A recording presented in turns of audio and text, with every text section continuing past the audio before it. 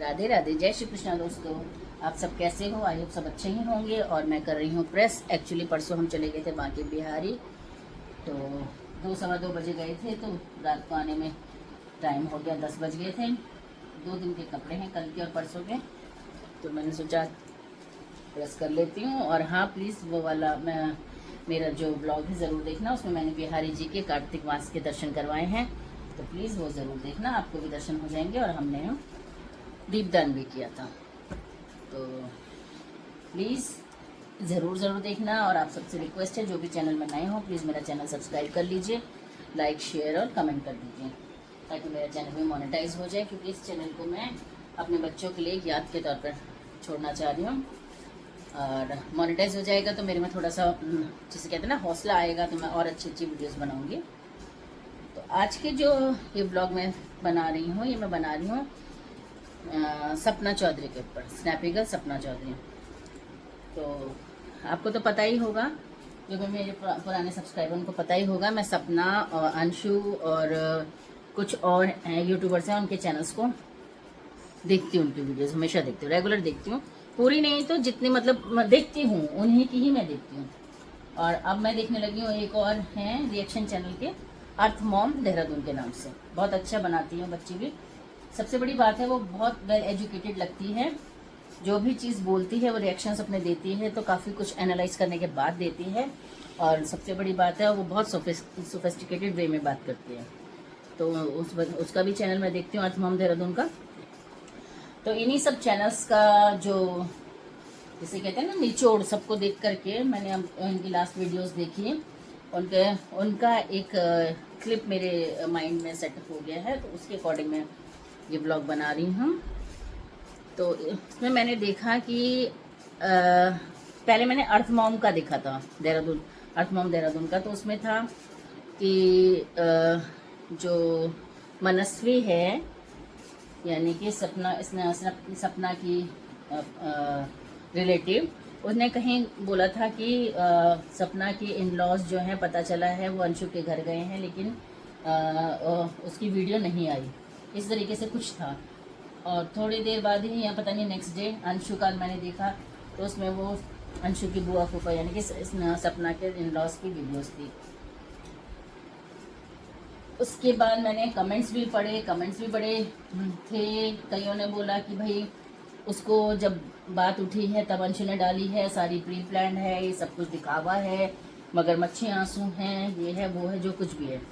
फिर मैंने सपना की देखी, स्नैपी गर्ल की, उसमें मैंने वो वाला ब्लॉग देखा जिसमें वो गोवर्धन बना रही हैं। तो वो ब्लॉग देख करके मुझे लगा कि मुझे इस पर बात करनी चाहिए, क्योंकि वो ब्लॉग काफ़ी हार्ट टचिंग था, जिसमें सपना बोल रही है कि अब कुछ करने का दिल नहीं करता। मैं भी नया सूट लेके आई थी, बट अब पहनने का दिल नहीं करता। वीडियो देख करके एक उम्मीद जगी थी, लेकिन चलो कोई बात नहीं, जैसा भी है अच्छा है। तो मुझे ऐसा महसूस हुआ कहीं ना कहीं जो सपना है वो बात कर रही है अंशु के वीडियो देख करके, जो अंशु ने अपने इन लॉस को डाली थी, वो सॉरी अंशु ने अपने बुआ फूफा की डाली थी दिवाली की, वो देख करके। या फिर जो मुझे लगा वो लगा कि जो उसके मतलब इन लॉस थे उनकी और आरोही की जो वीडियो थी, उसको देख करके उसके बारे में बात कर रही है, मुझे ऐसा लगा। तो मुझे लगा मुझे इस पर बोलना चाहिए। तो जो मैंने महसूस किया इन सबके वीडियोस को देख करके, वो मेरे को एक ही निचोड़ निकला है कि प्यार दोनों साइड है।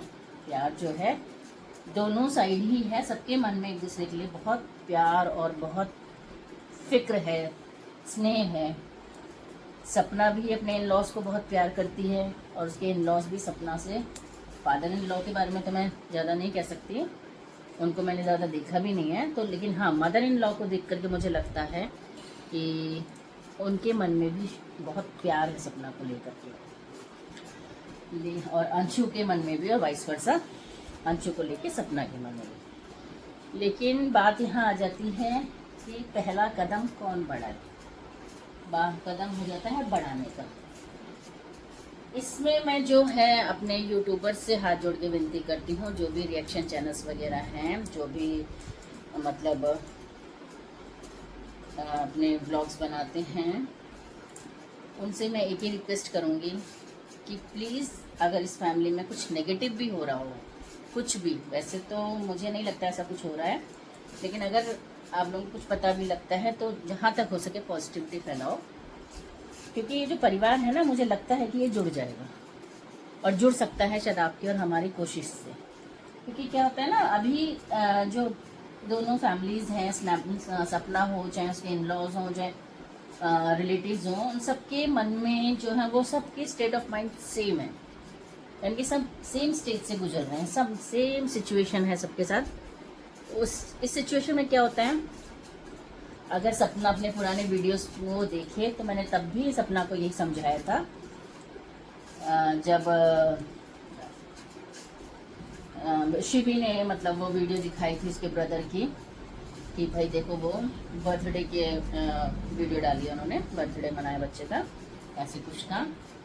तब भी मैंने सपना को ये बोला था कि ये सपना किसी के कहने पे या किसी के बहकावे में आकर के अपने परिवार को मत तोड़ना। और आप लोग अभी इस स्टेज से गुजर रहे हो कि आप लोगों को जो आपके पक्ष में बोलेगा वो अच्छा लगेगा, जो आपके विपक्ष में दिखाएगा या बोलेगा वो आपको अपना दुश्मन लगेगा। किसी को यकीन ना हो तो एक बार सपना की वीडियोस में जाकर के चेक कर लो। मैंने यही मैसेज किया था सपना को कि इस टाइम आपकी स्टेट ऑफ माइंड वही है, तो आपको जो आपके पक्ष में बोलेगा वो अच्छा लगेगा, जो आपके विपक्ष में बोलेगा आपको बुरा लगेगा। तो उस टाइम राजीव बेटा की मतलब ताज़ी मौत का केस था, तो उस टाइम शिवी ने दिखाया तो आप अपने पेरेंट्स के, इन लॉज के, और आपके इन लॉज भी आपके पेरेंट्स के खिलाफ हो गए, जबकि उस टाइम सबको समझदारी से काम लेना चाहिए था। लेकिन चलो कोई भी सिचुएशन ही ऐसी थी, उस टाइम दिमाग काम नहीं करता ऐसी सिचुएशन में। उसके बाद जब सपना ने अपने इन लॉज के बारे में कुछ दिखाया था कि भाई मेरे घर वाले आते हैं तो मुंह बना लेते हैं, उनको रोटी के लिए नहीं पूछते, मैंने बासी रोटी खिलाई, ऐसे ऐसे करके कुछ दिखाया था। उस टाइम में मैंने सपना को यही बोला था, बेटा उन्होंने बासी रोटी खिलाई या उन्होंने खिलाने पे मजबूर नहीं किया था, आप बना सकती थी, आप वैसे भी तो बनाती हैं, आपने लखमीत के लिए भी बनाया ताज़ा खाना, तो आप उनके लिए भी बना सकती थी। तो मैंने उस टाइम भी यही बोला था कि देखो आप खुद बना सकती हैं, वो अगर आपका हाथ रोकते तब आप कह सकती थी वो बनाने नहीं देते हैं। तो सब कुछ तो आपके हाथ में था। और रही बात मुँह बनाने की, तो ये हर घर की कहानी है, मैं भी सास हूँ, मैं भी कई बार मुँह बना लेती, तो ये तो हर घर की कहानी है। ये छोटी छोटी बातों को इतना दिल पे नहीं लिखते, लेकिन हाँ सिचुएशन वही, आप जिस सिचुएशन से गुजर रही हैं वो वही मैं आपको समझाना चाह रही हूँ कि आपको जो आपके पक्ष में बोलेगा वो आपको अच्छा लगेगा, जो विपक्ष में बोलेगा आपको आपका दुश्मन लगेगा। और जो आपके पक्ष में बोलेगा, अगर वो ये कह देगा कि आपके इन लॉज आपके बारे में ऐसा सोच रहे, वैसा सोच रहे, गलत सोच रहे, तो आपको लगेगा कि हाँ ये सही कह रही है, क्योंकि वो आपके पक्ष में बोलते हैं, आपकी तारीफें करते हैं। तो आप ऐसे सिचुएशन में, ऐसे ही सेम जो है आपके इन लॉज के साथ हो रहा है। तो उस टाइम भी मैंने आपको समझाया था कि आप खुद बना सकते थे, आप खुद खिला सकते थे, ताज़ा बना सकते थे, उन्होंने आपका हाथ नहीं रोका था। फिर आपने एक गलती करी, जो आपने सूरज का दिखाया, सूरज की ऑडियो क्लिप दिखाई। सबने बहुत बोला कि सूरज गंदा था, ये था वो था। मैंने सिर्फ एक ही बात बोली कि सपना बेटा ये चीज़ें यूट्यूब में लाने के लिए नहीं होती हैं, ऐसी चीज़ें यूट्यूब में नहीं दिखाई जानी चाहिए। आपने एक गलती करी, आप रिश्तों को इतना ख़राब मत करो कि आगे मिलने की, आगे संबंध बनने की, दोबारा एक होने की गुंजाइश ही ना रहे। और अब जो मैं देख रही हूँ, मुझे यही महसूस हो रहा है कि आप लोग कान के कच्चे हैं, आप लोग कान के कच्चे हैं। रिश्तों को इतनी आसानी से हाथ से जाने नहीं देना चाहिए, रिश्ते आप लोग खराब करते जा रहे हैं। देखो आपके जो मम्मी पापा हैं वो आपके साथ रहते हैं, हंसते हैं, खेलते हैं, वो एक उनकी मजबूरी है कि हर माँ बाप के साथ होता है। उनकी औलादें जो होती हैं, चाहे कितनी भी औलाद हो, वैसे तो माँ बाप के लिए औलाद बराबर होती है, लेकिन हाँ जो औलाद कमज़ोर होती है उसकी तरफ उसका झुकाव ज़्यादा, थोड़ा सा ज़्यादा होता है। ये सच्चाई है, इसको कोई नहीं मुकर सकता। तो अभी आप अपने फैमिली में, अपने मायके में एक कमज़ोर पक्ष हो, तो आपके पेरेंट्स का झुकाव आपकी तरफ, आपके भाइयों के मुकाबले ज़्यादा होगा।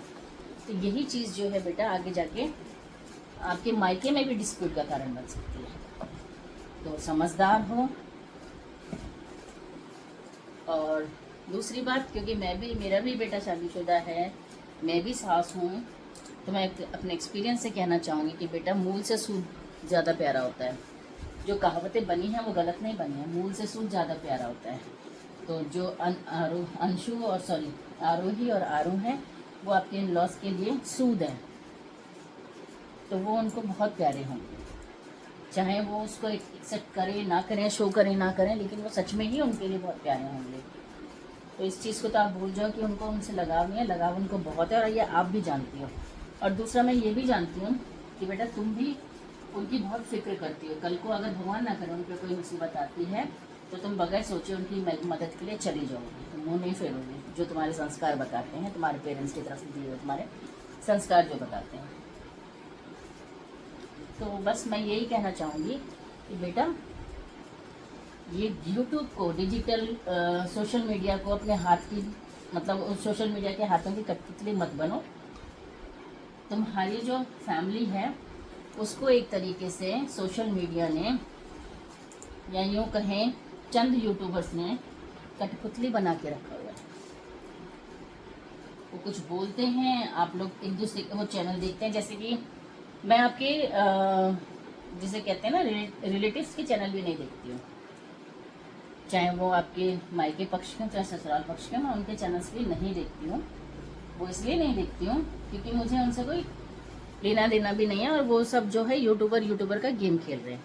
यहाँ से एक वीडियो जाती है, उसके जवाब में वहाँ से एक वीडियो आती है, फिर एक वीडियो जाती है, फिर एक वीडियो आती है। उससे क्या होता है, ये एक खेल चल रहा है सबका, व्यूज़ का, सब्सक्राइबर्स का, फॉलोअर्स का, इनका खेल चल रहा है। तो मैं नहीं देखती हूँ, मुझे जो चीज़ सही लगती है मैं वही बोलती हूँ।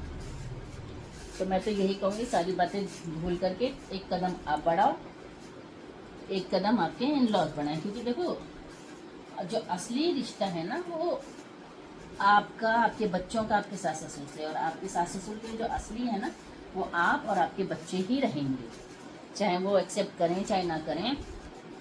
हकीकत में जो असली रिश्ता है, असली जिसे कहते हैं ना खून का रिश्ता, वो आपके बच्चे ही हैं उनके लिए, और बाकी तो रिश्तेदारी में आ जाते हैं। ऐसे ही आपके लिए जो है आपके पेरेंट्स हों, ब्रदर्स हों, हालांकि सब बहुत अच्छे हैं अपने आप में, लेकिन वो आपके रिश्तेदार में आएंगे, आपके अपने खून के रिश्तों में नहीं आएंगे। वो आपके जो रिश्ते हैं, वो जो आपके बच्चों का जो असली रिश्ता है वो आपके सास ससुर से रहेगा, और इतने बुरे वो भी नहीं है कि वो उनको उनका हिस्सा मारे। और दूसरी बात तो ये है, देखो आजकल कोर्ट कचहरी का भी बहुत चल रहा है, बहुत केस, बहुत चीज़ें हैं, तो वो तो कोई मैटर ही नहीं करता है कि उनके हिस्से का मिलेगा नहीं मिलेगा, वही का अलग टॉपिक हो जाता है, उस पर मैं जाना भी नहीं चाहती। हाँ ये ज़रूर कहूँगी बेटा, कमज़ोर तो तुम भी नहीं हो, तुम भी यूट्यूब से बहुत अच्छा कमा रही हो। बेशक से सास ससुर के साथ ना रहो, दूर रह करके भी, लेकिन जो मन मुटाव है उनको ख़त्म करो, बिल्कुल ही उनको दिल से ख़त्म कर दो। क्योंकि इन सब में जो लाइफ स्पॉइल हो रही है ना वो आपके बच्चों की हो रही है। पहले अंशु की भी हो रही थी, लेकिन वो अंशु अपने पेरेंट्स के साथ अच्छे से घुल मिल गई है, उनके साथ सेटल हो चुकी है। तो अब जो लाइफ बची है वो आपके बच्चों की है, जो बेचारे कभी इधर भटक रहे हैं कभी उधर भटक रहे हैं। उनकी लाइफ बनाना ना बनाना वो आपके हाथ में है। तो मैं यही कहूँगी, जब आप एक तरफ तो आप तो कहते हैं मैंने सब कुछ छोड़ दिया, ये पैसा वैसा मैंने सब कुछ उनको दे दिया, दूसरी तरफ जो बात होती है वो उसी ज़मीन ज़्यादा और उसी को लेकर होती है। तो ये मुझे कुछ थोड़ा सा अटपटा सा लगा कि एक तरफ तो आप कहते हैं कि मैंने सब कुछ छोड़ छाड़ के आ गई, मुझे कुछ नहीं चाहिए, मुझे किसी का कुछ नहीं चाहिए, मैं इतने कैपेबल हूँ कि मैं अपने दम पर अपने बच्चों को पाल सकती हूँ। और दूसरी तरफ ये होता है कि मैं ऐसे नहीं दूँगी, मैं ऐसे नहीं करूँगी, मैं ऐसे साइन, तो वो मुझे कुछ समझ में नहीं आ रहा कि ये चल क्या रहा है। लेकिन चलो फिर भी मैं यही कहूँगी कि आप सब एक हो, एक दूसरे के बारे में गलत मत बोलो। ये जो आपने लास्ट ब्लॉग बनाया इसमें मुझे अच्छा लगा, जो आपने बोला कि मेरे सास ससुर जो हैं अपने दिमाग से काम नहीं ले रहे, यानी कि आपको भी कहीं ना कहीं लगता है कि उनको बहकाया जा रहा है, क्या है। तो मेरा तो मानना यही है कि वो अभी हैं ही इसी सिचुएशन में कि जो उनको थोड़ा सा पुचकार देगा, क्योंकि बुढ़ापा और बचपन ये हमेशा ध्यान रखना एक समान होता है। जैसे बच्चे को जो टॉफी देता है, चॉकलेट देता है, तो बच्चा उसी के पीछे पीछे चलने लगता है। सेम बुढ़ापे में भी यही कहानी होती है कि जो थोड़ा सा बुढ़ापे में उनको प्यार दिखा देता है, तो बुजुर्ग इंसान उन्हीं की तरफ उनका झुकाव हो जाता है। तो इस चीज़ को आप समझो और अपने ये जो मनमुटाव इनको ख़त्म करो। लोगों को दिख रहा होगा कि भाई आपके साथ ससुर चालाक है या फलाना है या सपना चालाक है, लेकिन मुझे जो दिख रहा है वो ये दिखाई दे रहा है कि प्यार दोनों तरफ है, चाहते भी दोनों हैं, दोनों पक्ष कि भाई चाहे वो सपना हो चाहे उनके इन-लॉज हो, दोनों ही चाहते हैं कि हम आपस में एक दूसरे से मिलें। लेकिन कहानी आती है कि कदम कौन आगे बढ़ाए। तो बेटा रिश्तों में, मेरे ख्याल से रिश्तों में ये चीज़ें नहीं देखी जाती कि, और रिश्तों में अगर कोई आगे कदम बढ़ाता है, गलती ना होने के बावजूद भी अगर कोई माफ़ी मांग लेता है, तो समझो कि वही सबसे बड़ा और सबसे अच्छा रिश्ते निभाने वाला इंसान। तो चाहे वो हो चाहे आप हो, मैं तो कहूँगी अगर वो कदम आगे नहीं बढ़ा रहे हैं तो आप दो कदम आगे बढ़ा लो। और ये मैं गारंटी के साथ कहती हूँ, जिस दिन आप लोग एक हो गए तो आप एक दूसरे के गले लग के बहुत रोओगे, बहुत ही ज़्यादा रोओगे, क्योंकि प्यार आप लोगों में आपस में बहुत दिखता है। और यूट्यूबर्स के चक्कर में, डिजिटल ये क्या कहते हैं, सोशल मीडिया के चक्कर में अपनी लाइफ को ख़राब मत करो। पैसा जो है, माना कि पैसा बहुत कुछ है, लेकिन पैसा सब कुछ नहीं है। और सिर्फ फ़ोटो में एक साथ खड़े होने को रिश्ता नहीं कहते हैं, परिवार नहीं कहते हैं। परिवार उसी को कहते हैं जो सुख दुख में एक दूसरे के काम आए। और आप लोग सही मायने में परिवार हो, मुझे मालूम है।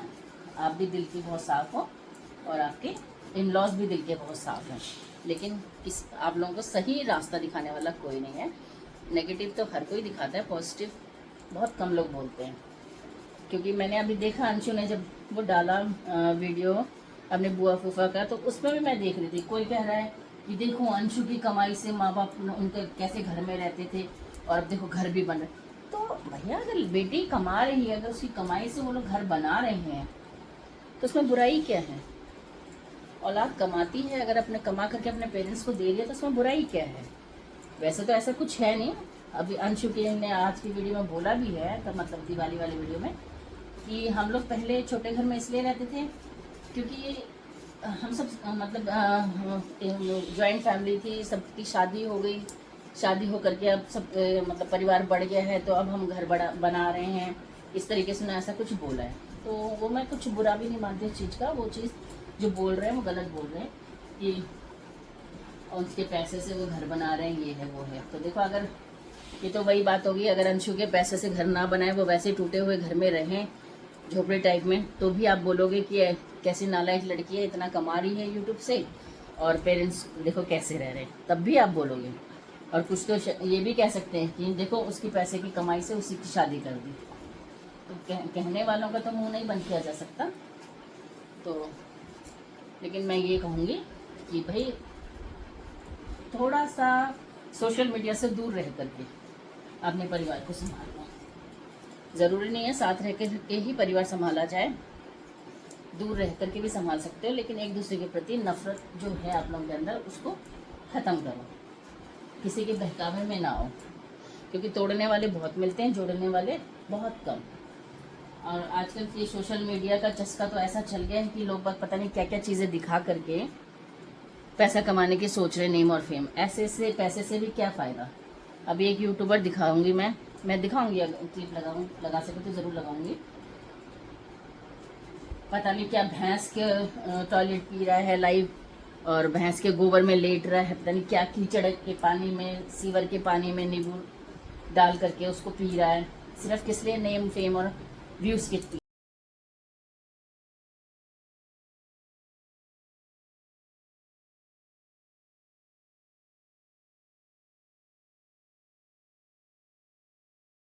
एक तो नींबू पानी होता है, ये नाला पानी है मेरे दोस्तों, ये रहा।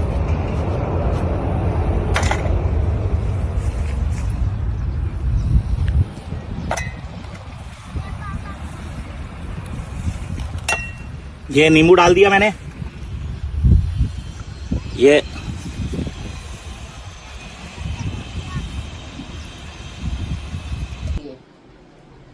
तो इसको आप पागलपन नहीं कहेंगे तो और क्या कहेंगे।